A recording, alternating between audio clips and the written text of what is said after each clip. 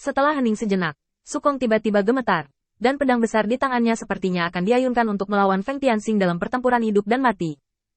Tapi ketika dia benar-benar mengangkat pedangnya, dia tiba-tiba berhenti. Lupakan saja, selama kamu bahagia, sejauh menyangkut keadaan makhluk kosong saat ini, terlalu sulit untuk mengalahkan Feng Tianxing.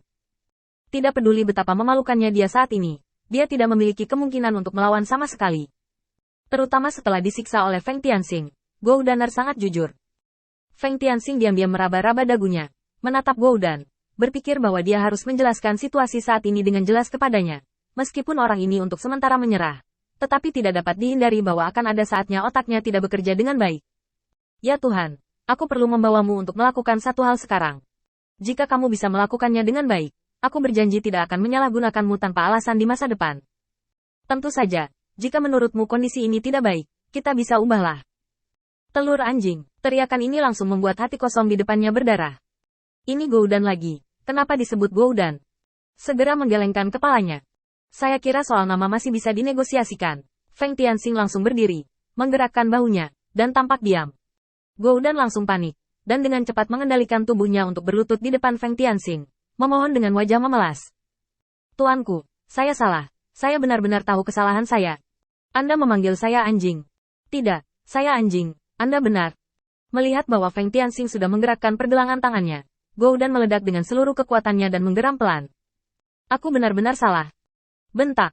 Feng Tianxing menekan kepala Goudan dengan tangannya, dan lingkaran sihir menembusnya.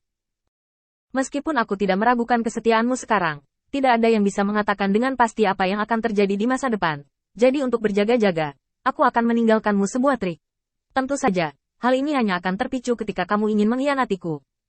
Tentu saja, ini adalah pengkhianatanmu yang sepenuh hati. Pertunjukan normal tidak akan meledak. Saya luar biasa. Jika Anda dapat membantu Anda membuka lingkaran sihir, Anda dapat mencobanya. Ngomong-ngomong, saya lupa mengingatkan Anda.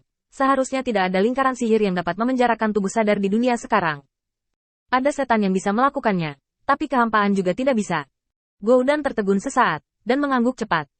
Ya, tuanku, kesempatan yang Anda berikan kepada saya untuk pamer adalah kesempatan saya. Sudah terlambat bagi saya untuk berterima kasih atas kesempatan ini. Bagaimana mungkin itu tidak baik untuk Anda? Ambil saja Li Goudan ini di bawah komandonya. Feng Tianxing memerintahkan dengan santai. Kamu mengendalikan tubuh ini untuk pergi ke suatu tempat untukku. Jelajahi jalan dulu. Dan yang terbaik adalah mencari tahu semua cara yang tersisa di dekatnya. Setelah selesai berbicara, Feng Tianxing memberi Goudan alamat spesifik. Dan Goudan meninggalkan gua seolah berlari untuk hidupnya.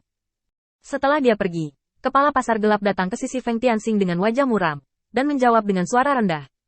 Laksamana Feng, apa yang dia katakan seharusnya benar. Hal-hal dengan sajak Dao dan Dao memang sangat langka tahun ini, seolah-olah telah menghilang. Saya telah memeriksa hal-hal lain dalam semalam, dan ada alasan dan alasan khusus. Alasan, bukan sesuatu yang dapat merusak kekosongan. Tidak lama sebelum Feng Tianxing kembali, kepala pasar gelap menemukan daftar barang yang diambil oleh Void, membuat perbandingan, dan menemukan jawaban untuk menangani Void. Hanya saja Presiden Pasar Gelap tidak sempat melapor ke Feng Tianxing, jadi Goudan menyampaikan kabar terlebih dahulu. Presiden Pasar Gelap sedikit kecewa. Jika dia lebih awal, pujian itu akan menjadi miliknya. Feng Tianxing mengangguk dalam diam. Karena sudah benar-benar punah pada tahun-tahun ini, kamu seharusnya masih memiliki stok, kan? Lihatlah harga yang bisa kamu jual. Kita tidak membutuhkan mata uang yang sementara tidak stabil seperti sutra. Mari kita perhitungkan. Aku akan mengirim seseorang untuk mengirimkan sumber dayanya nanti. Kepala pasar gelap di samping menggelengkan kepalanya lagi dan lagi. Feng Tianxing belum belajar apapun tentang perdagangan baru-baru ini, tetapi dia mengetahuinya dengan sangat baik. Sutra ini bukannya tidak stabil, tetapi sangat stabil. Dan itu telah diterima oleh sebagian besar iblis, jadi mereka dengan cepat angkat bicara. Laksamana Feng tidak tahu bahwa sutra menjadi semakin stabil sebagai mata uang sekarang. Meskipun tidak ada nilai tambah, nilainya selalu stabil. Anda harus membayar dengan sutra. Lagi pula, hal-hal itu tidak berguna jika saya pergi mereka di gudang. 100 gulungan sutra, saya meminta seseorang untuk mengeluarkannya, itu adalah upah untuk membawanya. Ketika Feng Tianxing mendengar ini, batu lain di hatinya jatuh ke tanah. Dalam pandangan Feng Tianxing, non-sirkulasi barang yang disebabkan oleh perang, ditambah dengan gelombang panen sebelum invasi kehampaan, seharusnya mengarah pada depresiasi sutra, tetapi sekarang tampaknya tidak demikian sama sekali. Apa yang terjadi? Feng Tianxing sedikit terkejut dengan ini. Kepala pasar gelap dengan cepat menjelaskan. Laksamana Feng seperti ini. Sutra Anda mudah dibawa dan tidak memakan tempat. Sutra yang Anda buat tidak dapat dengan mudah dipotong oleh pedang biasa. Juga sangat nyaman untuk disimpan. Setelah kekacauan awal, kembali ke keadaannya sebelumnya. Sekarang perdagangan sutra telah menjadi tren besar. Berbicara tentang ini, Feng Tianxing juga mengerti. Alasan terbesarnya adalah Mozu tidak memiliki sistem mata uang yang lebih baik, jadi tidak mungkin berdagang dengan barter di antara Mozu tingkat tinggi, bukan?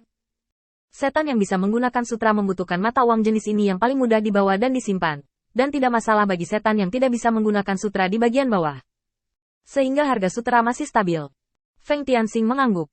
Karena itu masalahnya, aku akan menyusahkanmu. Sekarang aku tidak bisa menjanjikanmu terlalu banyak keuntungan, aku hanya bisa memberimu sedikit. Setelah kekosongan ditolak, aku akan menghadiahimu dari awal. Presiden Pasar Gelap memberi hormat berulang kali. Di mana saya membutuhkan hadiah? Saat ini, bisa berdagang dengan stabil di yurisdiksi Anda dan memastikan bahwa saya tidak kehilangan uang di Pasar Gelap sudah menjadi hadiah terbesar.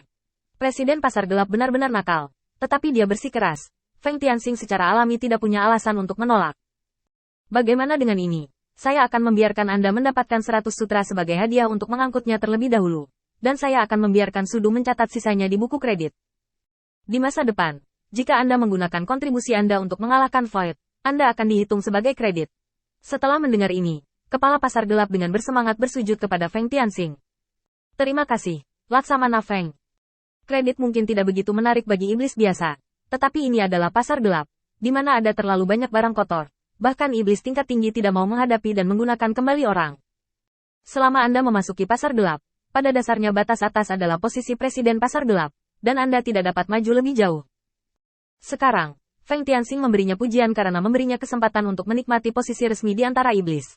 Artinya, batas atasnya telah berubah dari Presiden Pasar Gelap menjadi batas atas sistem posisi resmi seluruh iblis.